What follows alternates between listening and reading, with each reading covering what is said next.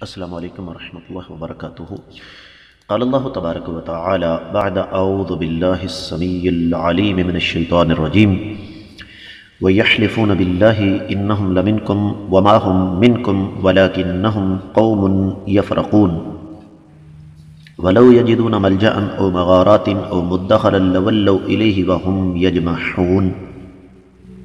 معزز خواتین و حضرات، اللہ مالک العلام رب الجلال والاکرام کی توفیق اور اس ذات بابرکات کے فضل و کرم سے آج بدھ کا دن ہے 15 رجب 1441 ہجری 11 مارچ 2020 عیسوی، اور ہمارے سبق کا موضوع اللہ رب العزت کی پاکیزہ کتاب قرآن مجید 10واں پارہ سورہ توبہ 56ویں اور 57ویں آیت مبارکہ۔ اللہ رب العزت ارشاد فرماتے ہیں منافقین کے بارے میں، وَيَحْلِفُونَ، اور وہ قسمیں اٹھاتے ہیں، باللہ اللہ کی، اِنَّهُمْ، بے شک وہ، لَمِنْكُمْ، تم میں سے ہیں، وَمَا هُمْ، اور وہ نہیں ہیں، مِنْكُمْ، تم میں سے، وَلَكِنَّهُمْ، لیکن یہ لوگ ہیں، قوم، ایسی قوم، یفرقون، جو کہ ڈرپوک ہے، لو یجدون، اگر یہ پالیں، ملجأ، بچاؤ کی جگہ، او مغارات، یا کوئی غار، او مدخلا، یا داخل ہونے کی جگہ، لولوا الیہ، تو وہ اس کی طرف بھاگیں گے، وہم یجمحون، اور یہ رسیاں توڑا رہے ہوں گے، جان چھڑا رہے ہوں گے۔ دونوں آیتوں کا لفظی ترجمہ آپ نے سنا، با محاورہ سنیے گا۔ اور یہ اللہ کی قسمیں کھاتے ہیں کہ وہ تم ہی میں سے ہیں، حالانکہ یہ تم میں سے نہیں ہیں۔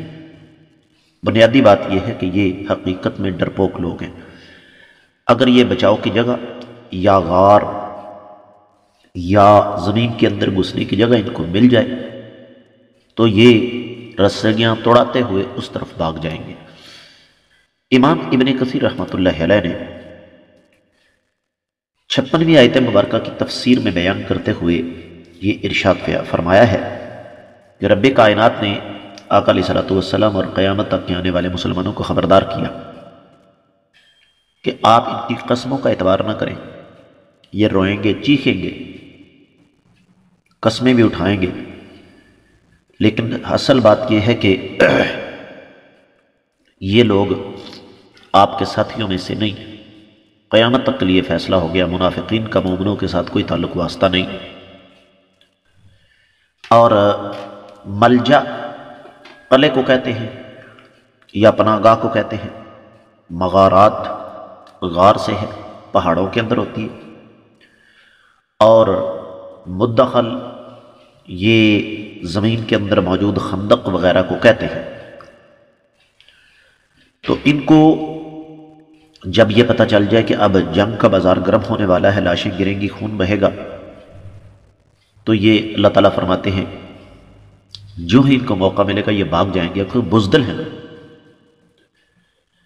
اور چونکہ بزدل ہمیشہ موت سے راہ فرار اختیار کرتا ہے، تو اس لیے آپ ان پر اعتبار نہ کریں۔ تفسیر ابن کثیر میں جو کچھ بیان ہوا وہ اتنا ہی ہے۔ دیگر کتب تفاسیر کا جائزہ لیا جائے تو اہل علم سب سے پہلی بات کی بیان کرتے ہیں کہ اس میں کسی قسم کا کوئی شبہ نہیں کہ ایک مسلمان کی قسم کا اعتبار ہوتا ہے اور ہونا چاہیے، لیکن قسم مسلمان کی ہوتی ہے، منافق کی نہیں۔ تو اصل بات یہ ہے کہ منافق چونکہ بزدل ہے، اور بزدل کبھی بہادر نہیں ہو سکتا، البتہ ڈرپوک بہت زیادہ ہوتا ہے۔ تو ان ظالموں نے دیکھ لیا، مختلف غزوات گزرے، غزوہ بدر میں مسلمان غالب رہے، غزوہ احد میں مسلمان مغلوب ہوئے لیکن کافر غالب نہیں آ سکے، لیکن لازمی بات ہے شہادتیں ہوئیں۔ تو یہ چیزیں ان کو خوف زدہ کرنے کے لیے کافی ہیں، اس لیے ان کی جو قسمیں ہیں نا وہ بھی جھوٹی ہیں۔ یہاں سے اہل علم نے ایک بڑا اہم نقطہ اخذ کیا ہے، اور وہ یہ کہ ہر آدمی کی قسم کا اعتبار بھی نہیں کیا جا سکتا۔ اس لیے فرمایا کہ چونکہ یہ بزدل ہیں، اس لیے ان کو پناہ گاہ مل جائے، کوئی جزیرہ مل جائے، کوئی قلعہ مل جائے، یا ان کو کوئی غار مل جائے پہاڑوں میں، یا ان کو کوئی خندق مل جائے، تو یہ فوراً بھاگ جائیں گے۔ اور اس کا ثبوت تو آج کے دور میں بھی موجود ہے نا۔ میں اکثر و بیشتر آپ کو بتاتا رہتا ہوں کہ موجودہ دور میں اعتقادی منافقت کی سب سے بڑی مثال یہ بدبخت منافقین ہیں، اور ان کی صورتحال یہ ہے کہ جو ہی یہ ملک کسی قسم کے کرائسس میں آتا ہے تو یہ بدبخت فوراً بھاگ جاتے ہیں۔ غیر ملکی ان کے پاس امداد ہوتی ہے، غیر ملکی ان کے پاس شریعت ہوتی ہے، غیر ملکی ان کے پاس جو ہے وہ جائیدادیں ہوتی ہیں، وہاں پر یہ چلے جاتے ہیں۔ تو یہ صرف کائنات کے امام صلی اللہ علیہ وسلم کے دور میں نہیں تھا، بلکہ آج بھی ہے، آج بھی یہی صورتحال ہے کہ اس دور کے منافقین کے ساتھ بھی یہی ہوتا تھا، اور آج کے منافقین کے ساتھ بھی یہی سلسلہ ہے